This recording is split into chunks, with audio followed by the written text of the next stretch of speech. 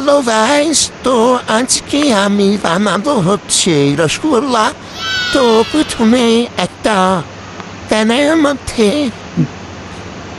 Pan বলে না, এটা কি যেন বলে, যাই হোক, যাই বলে, এর মধ্যে পানি নিয়ে নিয়েছি, তার মধ্যে দিয়ে দিয়েছি চিনি, লবঙ্গ, লবঙ্গ না এলাচ, তারপরে দিয়েছি হচ্ছে দারুচিনি।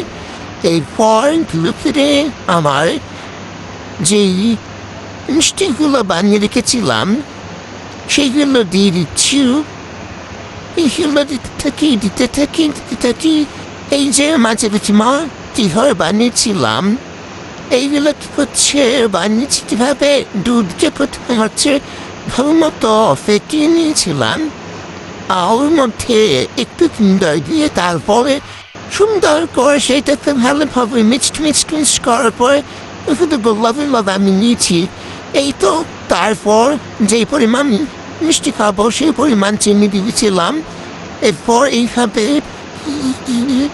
মিষ্টিগুলো পাতলের মধ্যে দিয়ে দিলাম, তারপর হতে থাকলো। এই তো হয়ে গেছে আমার মিষ্টি। মশলা না ভালোই ছিল, খুব একটা খারাপ ছিল না।